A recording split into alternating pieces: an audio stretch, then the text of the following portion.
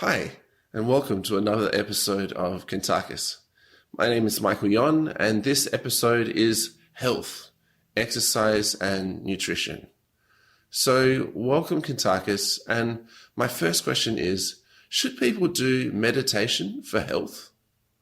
Well, my answer would automatically be absolutely.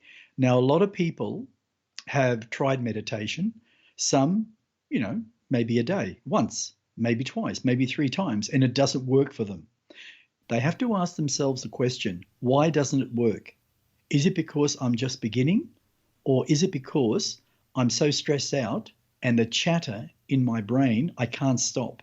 And that's totally ruining my focusing.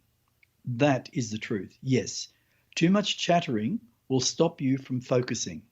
Too much stress will also stop you from focusing. It won't let you sit in the stillness of your own being. But if you continue by disciplining yourself, look into what type first of meditation you want to do. But definitely, if you meditate, it will help you personally, especially in health, because you're putting in positive affirmations. Excellent. So, Kuntarkis, what is the best way to become healthy? The first step to become healthy is to recognize that you are unhealthy and you want to make changes.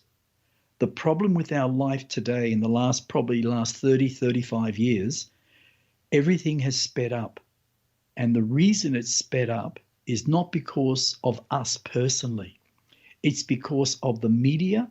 It's because of governments.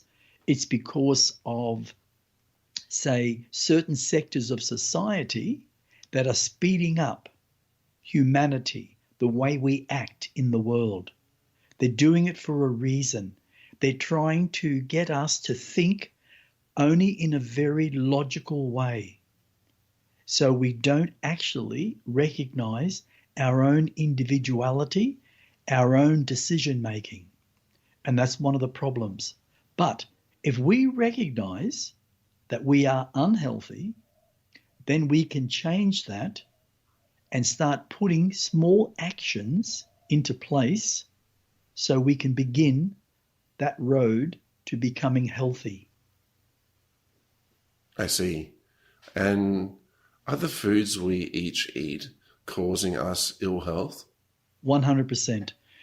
In our world today, Michael, we have a world that, most people go out to restaurants. Not so much today because a lot of people can't afford it anymore because of what the governments and certain organizations are actually doing to the people to control them. But most people still buy a lot of takeaway, and that is not healthy food. The food is okay, probably about, say, maybe 40 to 50%. But when it comes to healthy food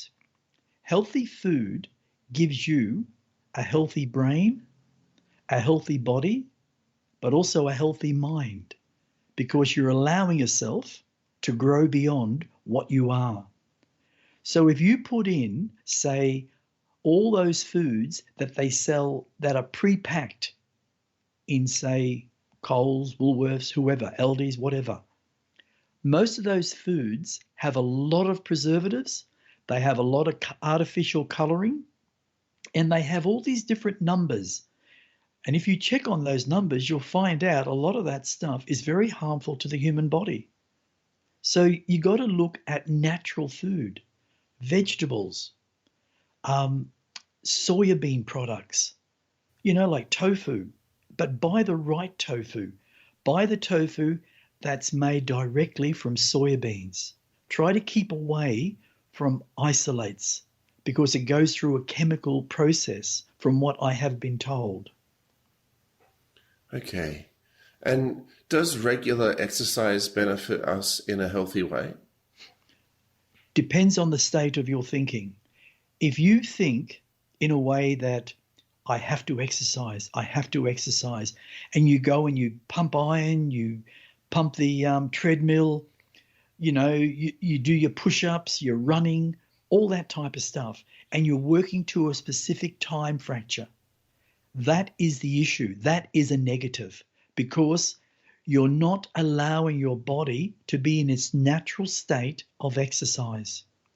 When I go into my training area, I might go and say do 6Ks, 5 or 6Ks. My whole being, my whole concentration is actually doing those kilometers. And I use my imagination a lot. I create things which end up most times in a book that I'm writing. But if you go in there stressed and you're not allowing your stress to be eradicated, then exercising can become a problem because it only implies more stress. You have to be free of stress. You have to be free of, say, an argument. You have to be free of not just finishing dinner and going and trying to do all this exercise because it'll do the reverse. It'll make you more stressed, even sick. So yes, you got to be careful how you do it.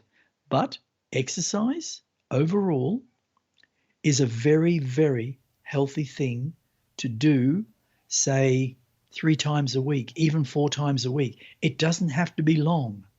It just depends what you enjoy. That's what you got to discover first when it comes to exercise. Interesting. I've not heard it in that way before. Yeah. If an individual is looking to make changes in their life, do they need a trainer or a mentor or a life coach?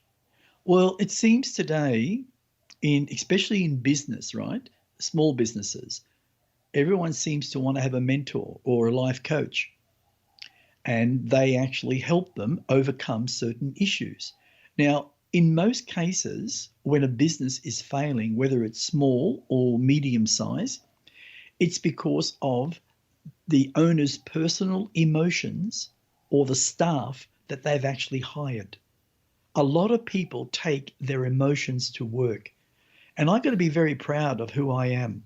That's one thing that I have never done because I've recognized that from the word go. You do not take your emotions in a car when you drive because you will attract somebody else's negative emotions in the same way, and you could even cause a collision, bad injury, or even death. That's what causes what many say is an accident, which in reality is not an accident. It's just what it is. It's called magnetic energy, attraction. But if you need a trainer because you don't have, say, the motivation, but you do have the finances to have one, then that's a brilliant thing to have. You could say hire a trainer for a month, 2 months, 3 months, 12 months, whatever you decide, as long as your budget's there. And that trainer, if he or she is a good one, will actually get you into shape. And they will know what type of exercise your body is capable of handling. Now, a mentor can be used on many areas in business, in exercise, or simply to do with your emotions.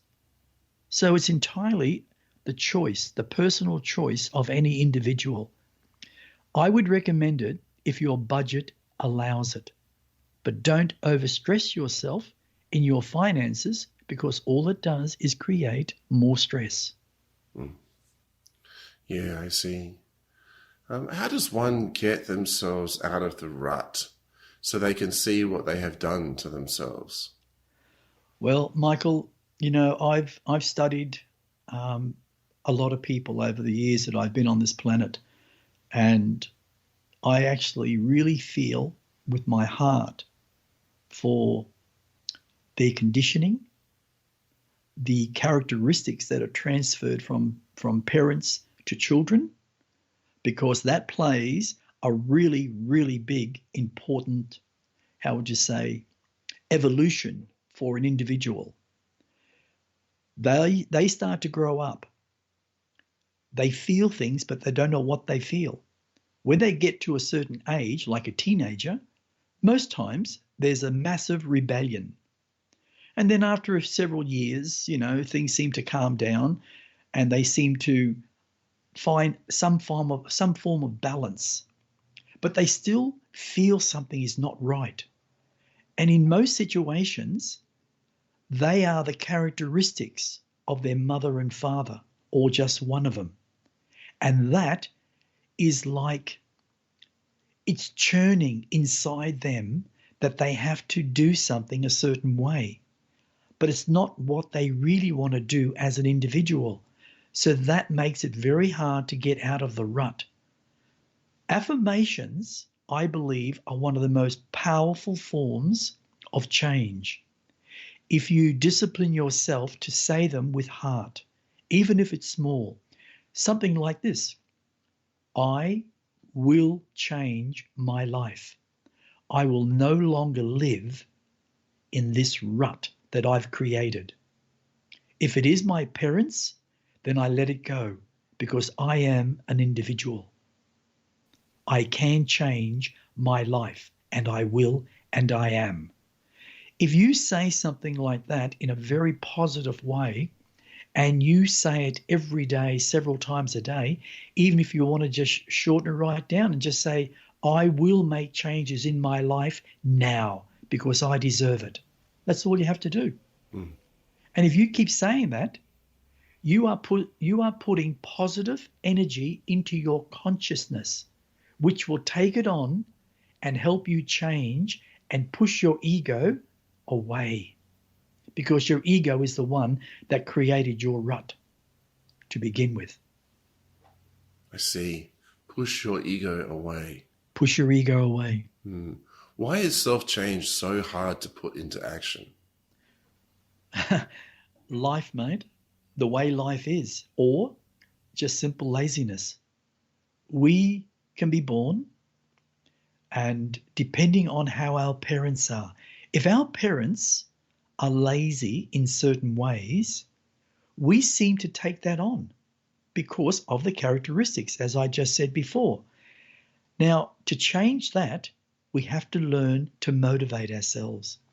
And sometimes we need someone to help motivate us. And yes, either a trainer, a mentor, or a life coach is one way of doing it. A counselor, well, I would not recommend a counselor personally, because I have had many counselors come to seminars in my past. And a lot of them, in fact, probably 90% of those counselors had a lot of issues. And that's why they became counselors. They want to help everybody else because they feel they can, and maybe they can. But by helping others, they forget to look at themselves. And they become biased in what you're saying to them about how you feel about a certain thing. And that's not the way to counsel a person. You have to be unbiased, Michael. So what type of trainer, mentor, or life coach should one look for? You have to look at their life.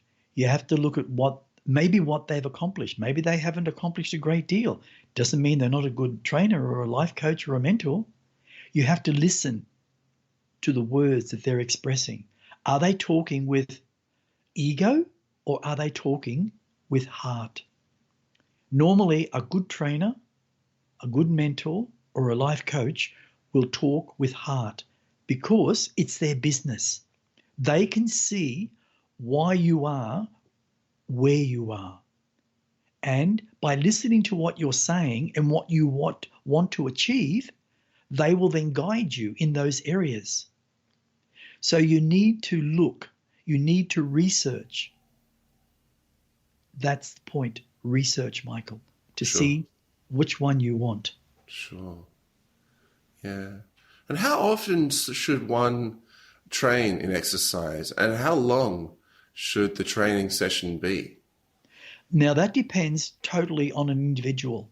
It depends on their lifestyle. It depends on how old they are. It also depends on how their energy levels are. You know, if they're slightly thin, if they're lethargic, if they're a smoker, if they're a drinker, then they've got to look at their life habits first. It's very important to look at your life habits. If you don't look at your life habits, they can, how would you say, they can implement negative aspects into your life through your training, which can cause you certain illnesses, whether it's to do with, say, damaging a kneecap, damaging your elbows, your neck, your back, because your body's stiff, your body's full of toxins. So that's an issue that people need to look at first. But normally, training can be anything from, say, 15 minutes to 2 to 3 hours. It's entirely the individual's choice. But if you begin to train, then say, do 15 minutes.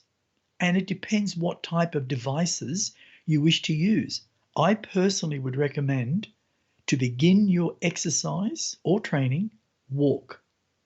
Just go for walks, whether it's in parks, neighborhoods, beaches, mountains, like mountain trails, and just go for small walks, like half an hour. Then have a break. Drink some water so it helps flush out all those toxins that you've just activated out of your muscular tissue and eliminate it with that water. Then go home, have a rest, lay down, do a small meditation, and it'll make you actually feel better. Then have a shower, sit down, have a nice meal, and try to instill that discipline in what I just expressed into your life on a regular basis. And then you can change it after a month or two. Do something totally different. Walk on a treadmill at home. Walk on one of those vibrating platforms. Get a bouncer. Do stretching. Now, stretching is most important for your body after you exercise. You always have to remember that. But the length of time to train, well, I train up to 3 hours. And I'm physically 72, and I train fully. I don't stop because my body is so used to that. But it's up to the individual. Maybe you need to go and get a checkup with the doctor first if you're slightly overweight, just to see how your heart is working and your lungs. So, yeah, it's entirely up to an individual. Sure.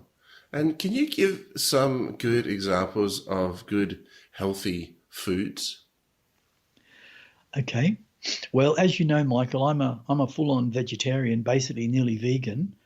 My wife's the same, and my 6-year-old son, who's turning 7 soon, he's the same. And, you can be amongst the most healthiest people, by the way, but it doesn't mean you won't get sick. If there's germs that are deadly, like, flus and viruses and bacteria and all that, doesn't matter how healthy you are, you'll still get sick. But if your body is healthy, that means you'll get over it much quicker and you'll actually increase your immune system. But when it comes to examples of healthy food, this is simply my opinion in what I do, okay? I eat a reasonable good amount of salads. Sometimes I even have, like, say, a vegetable pie with just leaves, with a really nice homemade dressing. And I'll have a large bowl of leaves, which are good for your teeth, which are good for your digestion. You have electrolytes out of leaves. So overall, it's doing your body a lot of good, and it helps you go to the toilet regularly. The pie, yes, it's manufactured, but read the ingredients. We buy these pies that are, say, mushroom and lentils from Coles, and they're really good. They have really no garbage in them. We can also get what they call cauliflower lovely vegetable pies. There's not a great variety in pies, but it's all good. If you decide to, say, have some bread, well, why not fancy it up a little? Toast your bread, but first, buy some tofu. Get an organic tofu. Slice it about 6 mil thick in those full-length pieces. Then fry it in rice oil or olive oil, whichever you prefer, or coconut oil, whatever, however you decide to do it. And what you'll do is not too much oil, just enough so it cooks it fries it and browns it. Get it nice and brown on both sides. Then put some toast of bread of your choice. Try to keep away from white bread. It's not good for the human body. It's like putting glue into your body. It just coagulates in your stomach. But the tofu on toasted bread, now put your avocado on first, a little bit of tomato sauce with your tofu, and then eat it. You can have 2 bits of bread or just open sandwich and eat it. And it's so nutritious. And if you want something like a sweet, just have an orange or a banana. That's the best thing you can do. Or even a carrot. I love my carrots.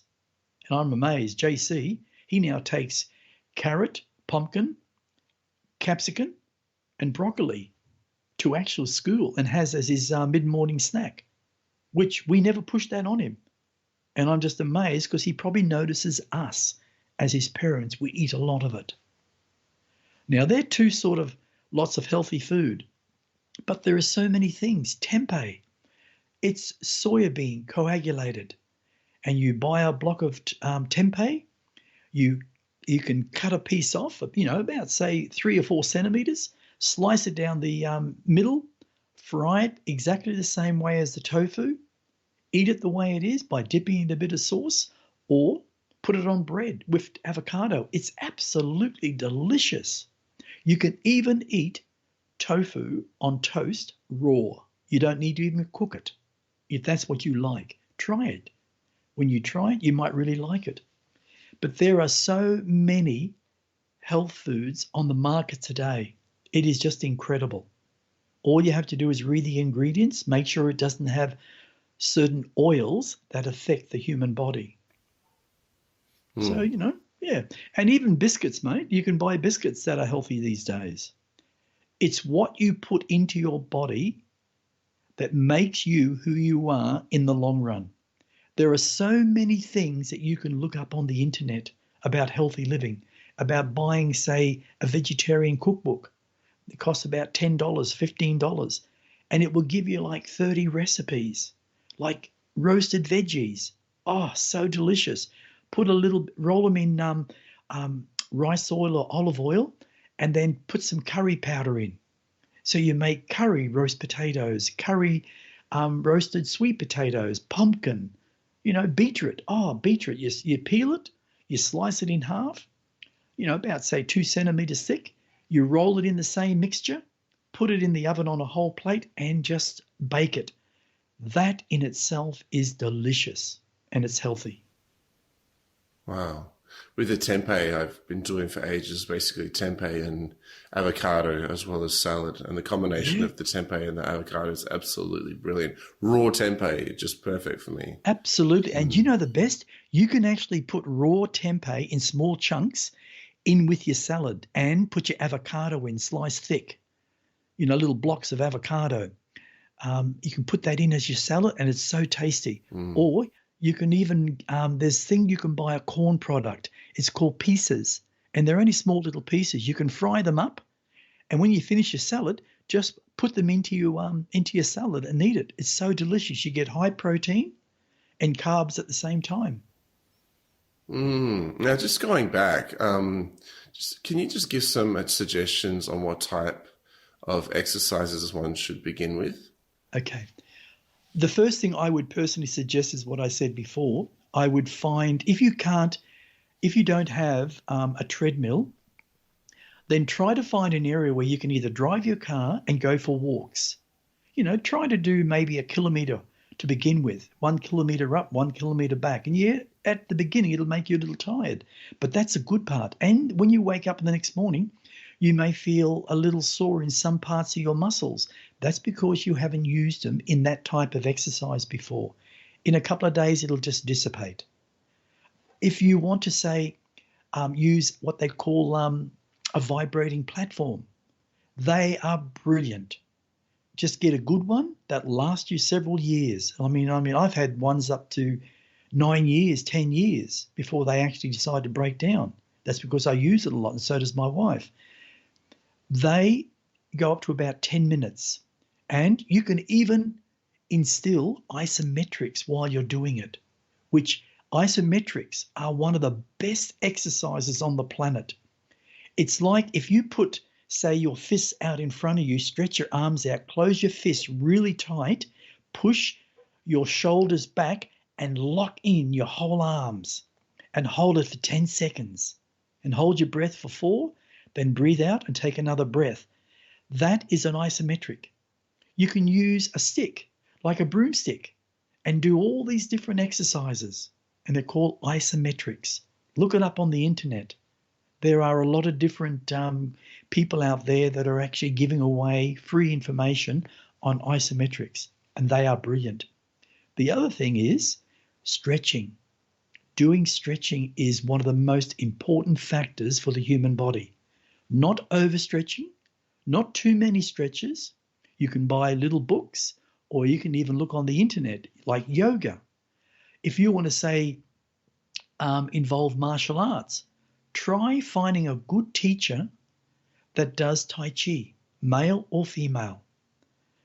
Tai Chi actually trains in isometrics as well as every muscle nearly in your body, from the tip of your toes to the top of your head. You're actually using, as you move your arms in that slow motion, you can learn soft Tai Chi, you can learn hard Tai Chi, so you can defend yourself by blocking, by kicking, whatever, by pushing, by counteracting their strength that they're throwing at you against them. So Tai Chi is a really good exercise to do. And it teaches you the balance of life, and it also teaches you, if it's a good teacher, meditation. You see, the thing about, I was going to say about meditation, if you can instill your imagination into your meditation, you can create affirmations that actually strengthen your body without even doing anything. That's how powerful imagination is. And a lot of people, like athletes, are starting to discover this because they're getting teachers that understand this principle in Tai Chi. So whatever exercises you want to do, you can do. Go and join a club. Like Arnie Schwarzenegger. He's now got a thing on the internet and he's called it the pump.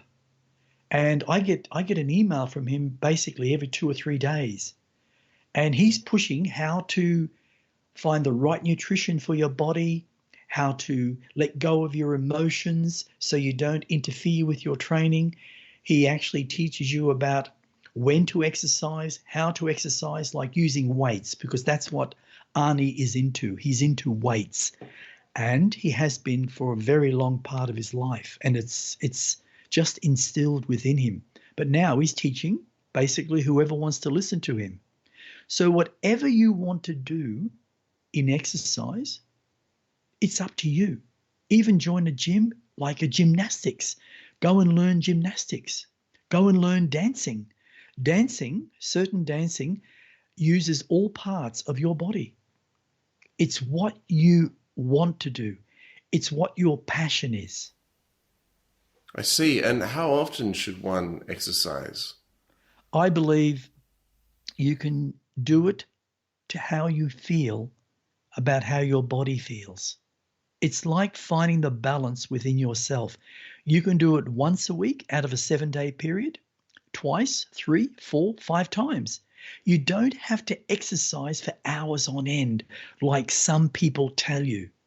You can exercise 15 minutes to half an hour. And that's all you need if you do it 3 or 4 times a day, 3 or 4 times a week. It's entirely your choice. But you have to go in with a balanced mind in your thinking and not have all this mad chatter that you create throughout your workday and bring it home and try to live within your family with all this chatter, which causes you stress. And when you try to exercise, you find you can't because you're angry, because someone at work was negative towards you and you held on to those emotions. When you go to work, you don't take emotion with you. When you come home, you don't take emotion with you. All you have to do is when you leave work, sit in your car for 2 minutes and just see all the stress eradicating from your body, dissipating, dissipating, dissipating, and say, I now feel 100% balanced. If you say that with determination, with passion, that's exactly what you'll feel. If you say that I am really angry and you keep saying that, that's exactly what you'll feel. You are the controller, the mentor, the trainer, the everything in your life as an individual. And Kuntarkis, how often should one meditate, and the length of that meditation? How long should that length be? You can start off with 1 minute if that's what you choose. You can even be sitting on a toilet, Michael. I used to do it all the time. When I got stressed at work, depending on the job I was doing, I wouldn't go to the toilet. I would simply go to sit. And I would sit and I would meditate. I would see myself doing my job perfectly well. And do you know what's really amazing? When I started my apprenticeship all those years ago, I did whatever Arthur Webb, which was my foreman, whatever he asked me to do, I never complained. And yet, I'm not joking, 85% of the other apprentices that were just starting out, always whinged about what they didn't want to do that. They didn't want to do that. But when he gave me a job, and it's sometimes the lowest jobs, like getting down and cleaning out under the planers where it planed all the timber, I would do it. If he wanted me to sweep the floors, I would do it. Not a problem. It taught me discipline. It taught me respect. When we learn to respect ourselves, we learn to respect others. And the people we bring into our life no longer are a hindrance. They are a pleasure to know. It's what we think in our head that creates our life. Yeah, it's what we think in our head that creates our life. Absolutely. So you can meditate from 1 minute to an hour, 20 minutes, half an hour, 40 minutes. It's entirely your choice. You can lay down, put your hands over your heart, listen to very soft music, just really soft, that blends you into that beautiful balance. Or you can listen to a guided meditation. I'm sure if someone went on the internet, they would find. There's a company called Potential Unlimited. Now, I'm pretty sure they're still going. If you just look that up, and I think it's .com, potentialunlimited.com, and they have over 300 different types of meditation. And I mean everything from stress to non-smoking to not overeating to learning to deal with your emotions, your anger, all that type of stuff. It's really good because he was actually a professor, a doctor, but I think his daughter does it now. So it's entirely up to the individual how they want to meditate and what they want to use to meditate. I still use the stillness of my mind. I sit and I simply am. No noise, no distractions, and I do it in the darkness. And I find that so peaceful. Wow. Going on to a different question, why is there so much sickness going on in Australia? Well, the funny thing about Australia is it's no different to the rest of the world, but I like to use home as a base. And I've studied here and there to what is actually occurring, say, in Australia. Let's use that as an example. And something I read this morning, and I've known about this for a while, that vaccines cause autism, that vaccines cause SIDS, where, infants are dying and all that type of stuff. What we're putting into our bodies is making us sick. And I mean foods for a start. Foods, the oils, the pollution, the chemical sprays in the sky. Did you know this, for instance? You know how you buy a can to spray flies and insects and bugs and all that? If you breathe that in, that's going to cause you serious issues later on in life. And if you breathe it in on a daily basis because you spray the roaches and the ants and all that, that will affect you and it'll affect everybody. because it's toxic poison. That's why it kills those bugs. Now, we're much larger, so it takes a lot more to harm us, but eventually it does. I've had friends that have worked in businesses, like in factories, that have created like fibro, which is asbestos in the old. And I've known 17 of the people that I knew, Michael, have died. Wow. It took them, say, 5 years, 15 years, 30 years, but they've all died, and they've all said from unnatural causes, but they didn't specifically say asbestos. And yet asbestos is so toxic to the human lungs. It literally stops you from breathing. It's so bad. But one of the big things, I believe, is chemtrails. Now, a lot of people won't believe it. They think, oh, look, the governments wouldn't spray the chemicals in the sky to cause us problems. Well, have a guess what? It's just been revealed by a Dutch, and I can't pronounce what department she is under, but she's very high up in the research area. And she admitted on television in an interview that World Health Organization has planned years and years ago, from 2020 to 2030, what they call infectious diseases. And the only way they can actually do that is sprays. So what they're doing with army aeroplanes and helicopters, they got these massive containers, like gas containers, and they're going over all around the cities, the suburbs, and they're spraying chemtrails, or poisons. And within those sprays have all these different diseases.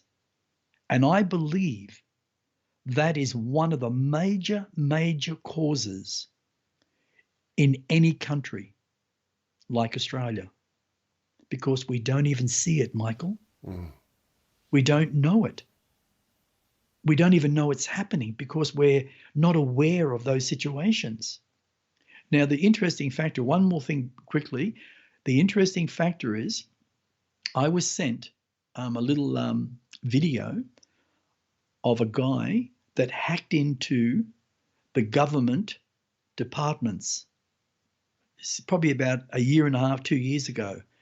And what it actually showed, which shocked him, it actually showed that all these different types of viruses and bacteria that were being sprayed in the atmosphere all over America. And that's scary. And a lot of them for animals, for people, and it's affecting people. And these are the sprays that will actually come directly from World Health Organization, which is infectious diseases. And now it's actually proven, and they're looking more into it now. So that is one of the biggest reasons why we are suffering in Australia with continuous colds, influenza, flus, health problems of all descriptions, and as well as the vaccines. Wow. My next question is, some people I have spoken to tell me they're struggling to keep fit. They're so tired. Can you elaborate a little on that question? Well, what we just spoke about affects the human body. We are being, as human beings, being dumbed out. So we don't step beyond our logical thinking. And we've already spoken about this. I'll mention it again. We have a substance that we clean our teeth with called fluoride. And they tell us that the reason they put fluoride into toothpaste is for our highest good. Well, it's not. It has never been proven in the data that's not available to most people that fluoride is good for your teeth. Now, what's interesting is JC has never had or never used fluoride toothpaste, and he's now going on 7. He went to the dentist the other thing, and I asked the dentist lady, and she didn't want to make a comment. You could see that she was evading the question. And I said, but his teeth are really healthy, aren't they? And eventually she said, yes, but he has to learn how to brush them properly. Well, my wife takes care of that most of the time and does a very good job in instructing him how to actually clean his teeth. And we use a product, which is a Woolworths product, by the way, and it doesn't have fluoride or any of the aluminium or any of the SLSs in it. Now, the other big problem is water. All the water that comes out of our taps in Australia has fluoride. And the fluoride is very second grade and is dumped by the tons in all the water flows and mixed in with all the water. So when we drink it, we're drinking it. Fluoride. Fluoride, if it's left out, will go as hard as rock. And what it's done, Michael, which is a spiritual thing, but people have to realize this, how this is the truth. There's no way of proving it unless, before I say, you have a pineal gland in the center of your brow, which is your spiritual essence and also a connection directly through your mind to your soul. That's your communication telepathically. The other side of it, when you have too much fluoride, it builds up and it coats. And it's funny how it goes directly to that area. It coats the pineal gland and literally seals it off, and it starts to shrink. Just like your kidneys would if they weren't functioning correctly. They start to go wrinkly because they're suffering so badly. So we're kept on purpose at a level of thinking. And what it does, it dumbs us out so badly that we lose the ability to be fully motivated. And when we eat all the bad foods, which are so easy to prepare, that makes our body feel worse because it doesn't have sustained energy, because it doesn't have the nutrients in junk food to keep our bodies going. In other words, to enlighten us, to fire us up. Where I feel in myself, because of the way I live, I'm very fired up. And when I train, I can really train. And that's not natural the way the world is at the moment. The world is dumbed out. And it doesn't know how to get off that and start looking how to develop enough energy to actually succeed in exercise, succeed in business. I was only told the other day by the hairdresser, and she said to me, I don't know why, Roman, she said, ever since I've had the vaxxers, she said, I feel so tired. And at the end of the day, I can't hardly walk on my legs.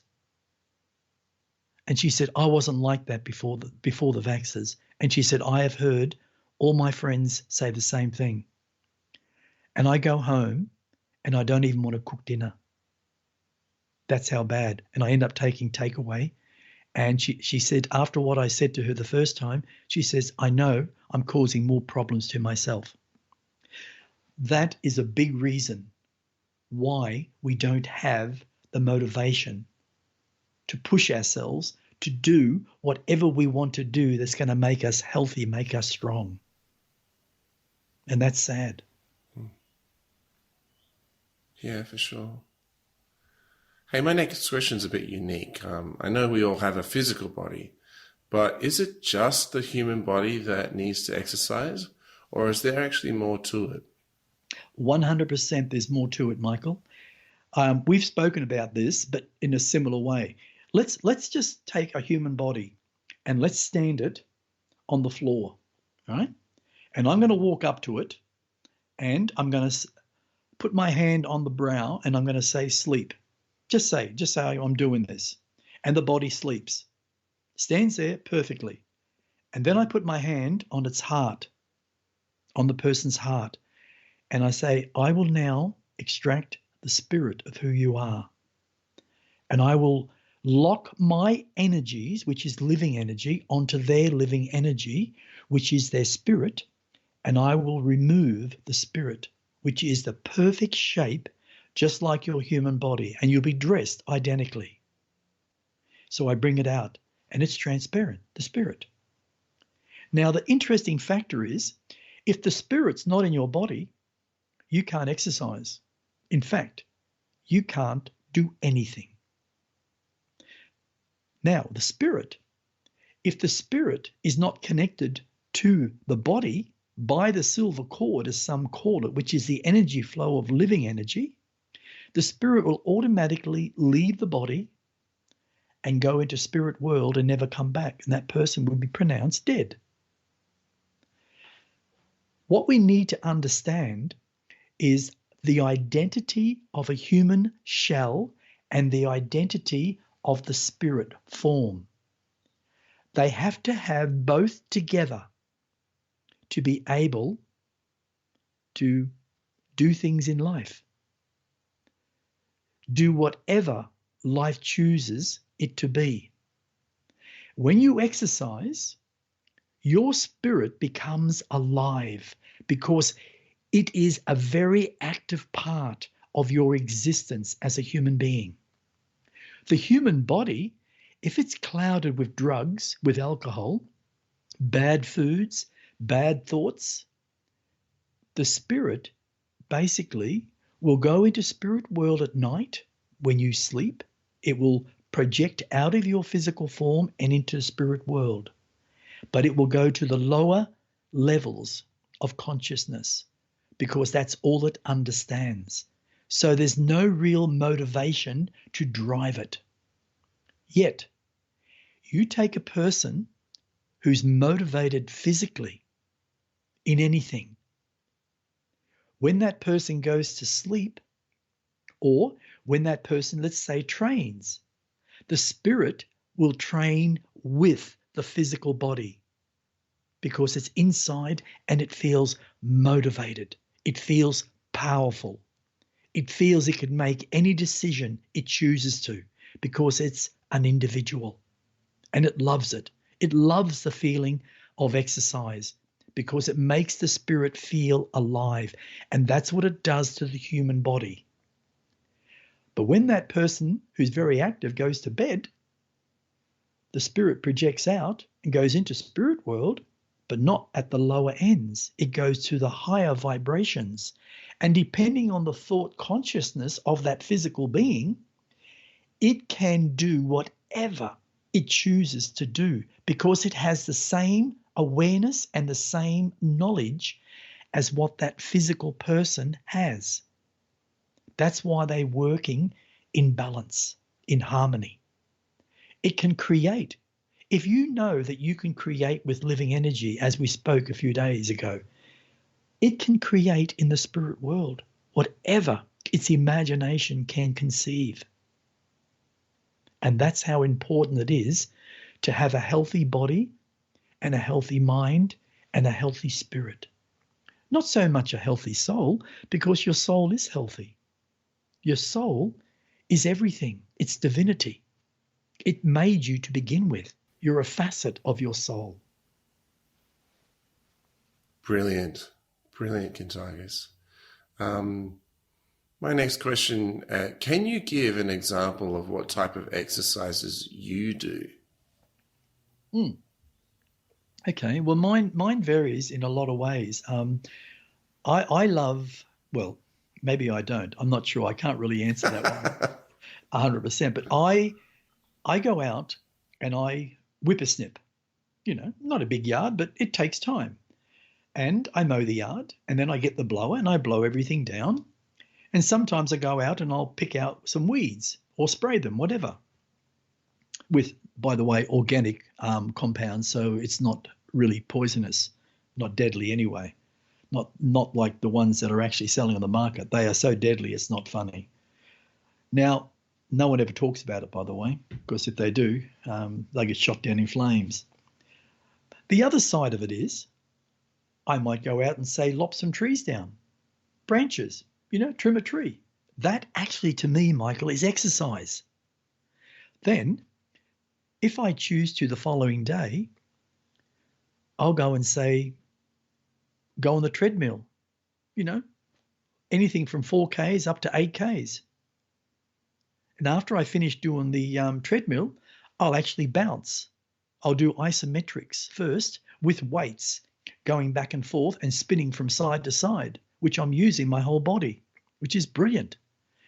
After that, I'll do really fast exercise to really fast music with my arms going up from my waist all the way up to the top of my head and back down, and also from the side up and down. So I'm twisting at the same time.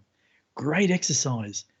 And I'll also do different isometrics like I would do normally, tension exercises. After that, I'll actually go and say do the vibrating platform. I'll do 2 10-minute lots.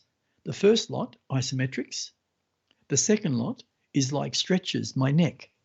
I do, I stretch my neck back for a period of time, and I push down with my hands, and I actually do downwards, then sideways, all different types of movements, so my neck grows strong.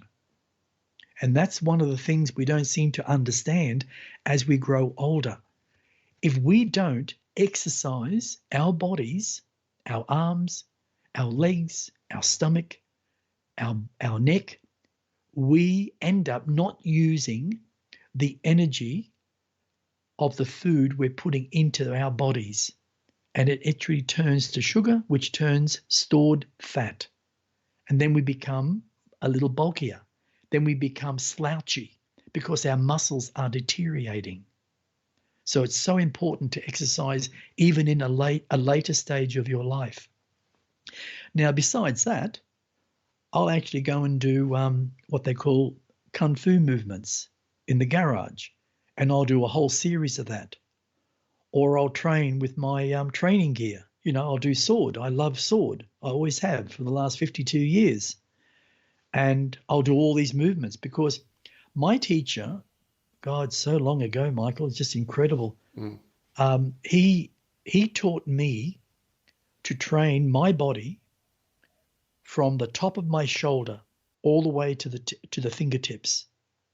And he says, if you put a stick in your hand or a saucepan or any sort of device like a sword or, a kali stick, he said, that is an extension of your arm. And I find now the strength that I have to hold an object is really powerful because I've trained with isometrics. And I've discovered that isometrics, and depends what you use to create those isometrics, are amongst the most brilliant form of exercising because it literally does your whole body and makes your body very, very strong. And you can feel that strength. So, yeah, that's basically what I actually do. Very good. And just to confirm for those unfamiliar, isometrics is when you tense a part of you that both sides of the muscles are tensing to keep it in position. Yes. Yeah. And the beauty about isometrics, right? When you do weights, you develop your muscles on the outside before the muscles develop internally. There's a big difference there. So you gain massive muscle bulk in appearance, and you look like you're so damn strong. Isometrics, which a lot of the old Chinese and Japanese teachers always did, because what they say, and even where I come from, Nakaris, we do isometrics all the time. That's the biggest part of a Nakaron's training. We do it because we develop the muscles right from the bone outwardly. That's where the real strength comes from, because it literally makes your ligaments much stronger that hold onto the bone. It's like, glued to the bone, and makes your muscles firmer, more flexible, and stronger. And you can take more pressure doing it that way with isometrics than if you actually do weights. Because over a long period of time, if you don't do weights properly, It's a known fact, and it's happened all over the world. It's kept very quiet. You damage all your joints. Mm. That's the thing. And that really plays havoc on you when you get older. Mm. Hey, Kuntarkis, can you give also some examples of what type of foods you eat on a regular basis? Myself, yeah, I eat a lot of fruit, and that's through winter or summer. I love fruit, and the type of fruits that I actually do eat, I try to keep certain fruits together, like acidic fruits. Like say oranges. I'll eat an orange, and I'll eat say a grapefruit, especially a pink grapefruit. I love pink grapefruit. And that's what I'll eat as a beginner before I eat my main meal. Or I'll have pawpaw and banana. What a great mix. Either red pawpaw or yellow pawpaw. It doesn't matter. And you can eat a lot of it, 2 thick slices of pawpaw. And by the way, also, the interesting factor about the seeds from pawpaw, they do have the ability to help rejuvenate cellular structure and also cure cancer. But there was a guy, and I can't remember his name, long ago. He was in a place called Acacia Ridge in Brisbane. He had a small property, and he created all these lotions that worked perfectly to counteract what's those things, melanomas and on the skin and all that type of stuff. He was literally closed down by the government. Oh, wow. Right? He went to New Zealand. He was closed down. He eventually lost heart and gave it up. And I believe he's passed over now. But it's really sad that every time someone brings out something healthy, someone destroys it. And that's really sad. Mm. Someone comes along and knows that they can't make the amount of money they make out of health stuff against drugs. Mm. And that's really sad. Mm. Right? But the food that I love is leaves also. I love all types of fruit, by the way. I love all types of fruit. You just pick it. Just keep your acidy food together, and foods like strawberries, grapes, pawpaw, banana, keep them together. So you don't have the real acidy foods with the ones that aren't so acidy. Because the whole point is when a lot of things go into your stomach, it goes from being acid to alkaline. Like a lemon. Lemon, you wouldn't think so, but a lemon goes alkaline when it gets into the body. And it's brilliant. It's absolutely brilliant for the body. Too much acidity causes you massive issues internally. Too much alkaline, absolutely 100% brilliant. Right? Now, foods like tofu, tempeh, I eat a lot. That's pretty well a regular part of my diet. I don't eat a lot of bread anymore, and I pick my breads. And there's a bread in Aldi that I don't know the name, but it's very it's got lots of grains in it, and it's just such a wonderful taste. And I love having a tomato sandwich with avocado. That's one of my favorites. I'm feeling hungry. I'll just get out 2 bits of bread, heaps of avocado with tomato, especially Roman tomatoes or black tomatoes. I love black tomatoes. And I'll have sea salt on it with some cracked pepper, and away I'll go. I'll munch it and just finish it within about, say, a minute. So it just depends what you really like. And I love pasta. My darling's been making me pasta, and I had it 4 nights running. Every night she made it. And what it is, it's like the long pasta or tubes of pasta. Doesn't matter whether it's wholemeal or whether it's plain. It's what you like. And she makes, like, say, a tin of tomatoes, which you diced. She puts in fresh tomatoes, like little cherry tomatoes. What else did she do? Oh, yeah, olives. Absolutely. Kalamata olives. Puts olives in there, and you can put a little bit of broccoli in there, and you cook it all up. Put your pasta into your bowl. Put your sauce all over the top of it, some sea salt, and you eat it. And it's so delicious. You get everything you want out of it. Out of olives, you get protein. Isn't that good? Protein. Out of the pasta, you get carbs. Out of the vegetables, you get a series of carbs and protein, just depends on what it is. And by the way, people really concern themselves with where do you get your protein if you don't eat meat? My answer, two big things with meat, actually three. It's how they clean it and wash it. They're trying to kill off all the E. coli, by the way. That's bred within cows.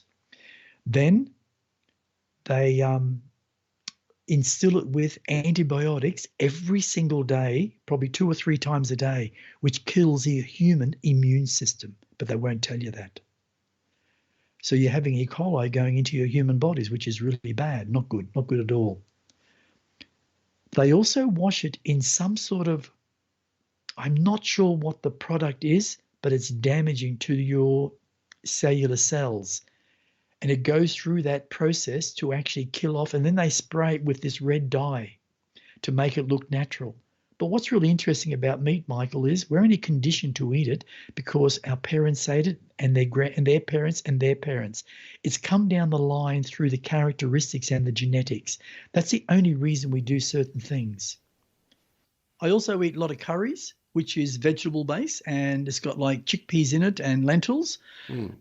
My wife makes the most amazing fried rice, and I'm not joking, amazing fried rice. And also we have stir fries, a lot of stir fries, which is, vegetable based with tofu.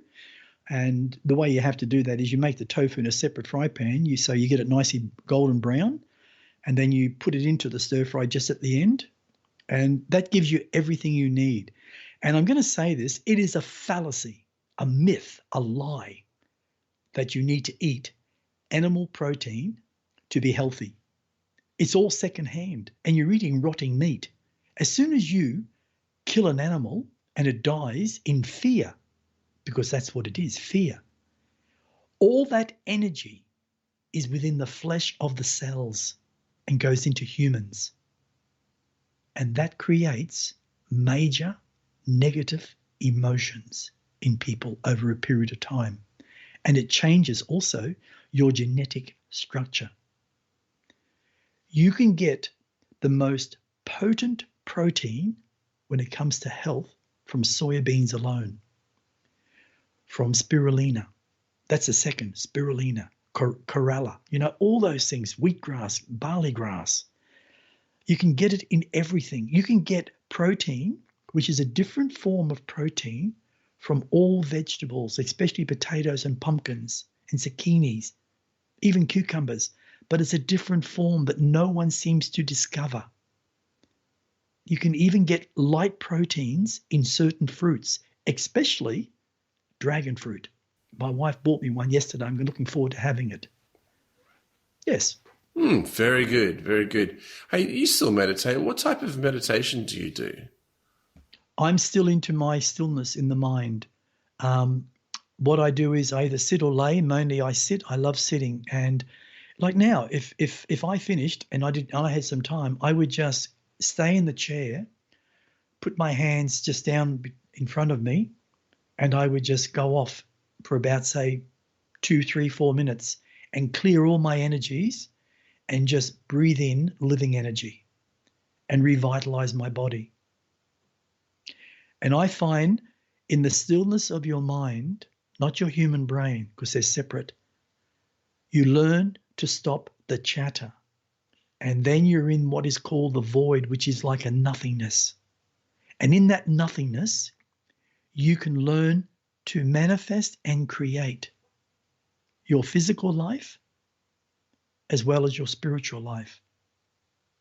But it's the stillness, Michael. It's the quietness. It's the nothingness that allows you to make direct contact from your mind to your soul. Interesting. Wow. So to sum all this up, can you give some advice overall on exercising as well as eating healthy foods regularly and possibly which foods to avoid? Okay. I believe every single one of us in the world, 7.7 billion people on this planet. So every single person has a different perspective or a different point of view to what form of exercise they enjoy. And what's really interesting is it's based on your emotions. Sometimes your feelings, but mainly your emotions, whether it's negative or positive. You got to ask yourself, what do you want to do as an exercise? And if you come up with something, then put the action into it. And it doesn't matter what it is. You might want to be a car racer, a bike, racing bikes.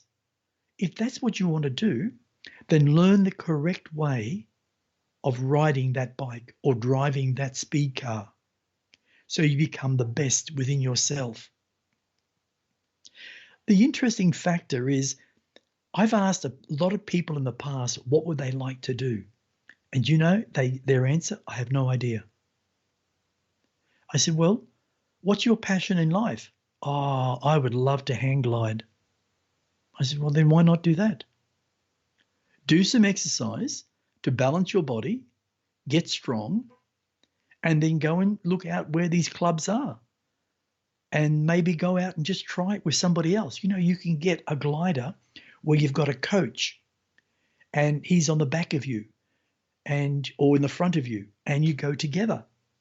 And he's an expert. So he teaches you how to actually glide on the gliders. It's like bungee jumping. I know several people in the past that used to go to New Zealand on their holidays to do bungee jumping. They just loved it. Well, to me, in all honesty, they were seeking out the thrills because maybe their life was so boring. Where if you said to them, I'll go and play table tennis or tennis, they would look at you and laugh. And yet, I've played table tennis and I enjoyed it immensely when I did. I played normal tennis on a field and I enjoyed it. I used to just run and I enjoyed running. So when it comes to exercise, you must find, as an individual, your passion. And when you find your passion, whether it's exercise, whether it's your partner, whether it's your job, or whatever you want to do in life, put passion into it. And what you'll find, you'll enjoy it. And it'll become a natural occurrence in your life. So that's exercise. Foods, I believe that you got to try something before you mock it or put it down. But I'm going to say this, like as I said before, try to sit for a moment and listen. Try to listen to the wisdom of your own heart and learn to ask questions. Why do I enjoy eating those certain foods? And what you'll discover is you had a mother and father. You were in your mother's womb for 9 months. Her blood was flowing through you for 9 months. And when you were born, you had that blood in your body. You also had the characteristics of your father. So the conditioning, whether it's negative or positive, is within you from your dad, from your mum. So you're going to do very similar things, especially when it comes to food, because you're taught by them to eat certain foods. And that's just understandable. But it doesn't mean that you should be living that way if that food is unhealthy. You got to learn to change. You got to be willing to want to change for the better or the betterment of your own existence or your family. I mean, you take my son, JC. He was born as a vegetarian. He was already a vegetarian within his mother because she's been a vegetarian close on 30 years. I've been a vegetarian for, I can't even remember how many years, but it's a long, long time. And I haven't suffered from it. In fact, I think I'm healthier, stronger, quicker in mind and body. And it's allowed me to connect to my own divinity, which is the inner knowledge of creation. And creation is living energy. And that's what we're created from. So the foods that you put into your body from a young age is the destiny of what you will become. If they're bad foods, then the end result is bad. If they're good nutritional food, then the end result is a healthy body, a healthy mind. And that's important. And there are so many books that you can buy, so many things on the internet that you can look up, and all you have to do is try. So the next time you go to buy some takeaway, for instance, and maybe you like Thai, maybe you like Chinese, maybe you like Japanese. If you go into a Thai restaurant, find one that's got a good rating. And instead of buying a chicken curry, buy a vegetable curry. Just try it with tofu. Just try. And if you try, then you can make a better decision for yourself or even for your family. Yeah, thanks, Kuntarkis. So just to sum up, what changes are needed for one to become stronger in body and mind? Attitude. That's the big thing, Michael, is be willing to change your attitude and not be so aggressive in how you think and feel, not just about yourself, but about everyone around you. Because we're all on the same road of evolution. We're all trying to evolve. But the problem is we haven't been given a map. What we have been given are characteristics from generations of our family line. And we just keep carrying the same map through the same generations. And if we're not willing to change and look why we're not happy or why we're not healthy, then we'll keep doing it and passing on the same negative stuff onto our children and their children and their children. So attitude towards yourself first. I see. Excellent. Well, this concludes another episode of Kuntarkis. Before I close, Kuntarkis, would you like to share about your books and how easy it is to find them? Okay. I have a website which is www.etcconsciousness.com. I also have a podcast with the interviewer, Michael Yon, and we talk about a lot of different things. On my website at the moment, there are 3 books, and I believe the 4th one is being placed up there. The first one is called Entrapment, and that was based on all the seminars that I created. You can buy that book, Amazon, Barnes & Noble, Readings, which is in Australia. But you can get the book basically on most internet stores. I have been told that some of my books are in hard stores, but I can't give you them because I don't know them. Now, that's Entrapment. Now, you've got the Book of Knowledge, which is 1,100 pages. You can also buy that at any of the internet stores. The first sort of fiction book I created with a very strong touch of reality called The Dream Assassin Volume 1, that was published in late 2019, and that's available also on all the internet stores. You can also look in the near future of, say, The Dream Assassin Volume 2 being actually in stores. And also my new book, which I've just completed it, called Entanglement, The Long Journey Home. That will also be in those stores. And you can purchase the book as an ebook, softcover, or even hardcover. So that's pretty well it, Michael. Yeah. And what name is that under? I'm sorry, what? Your name. Oh, sorry, I do apologize, yes. The books will be under Roman Harambura. That's Entrapment and Book of Knowledge, I Am Alien, as well as The Dream Assassin Volume 1. But the new book, I've changed it just a little, and I've put in author Roman Harambura as Kuntarkis. Very good.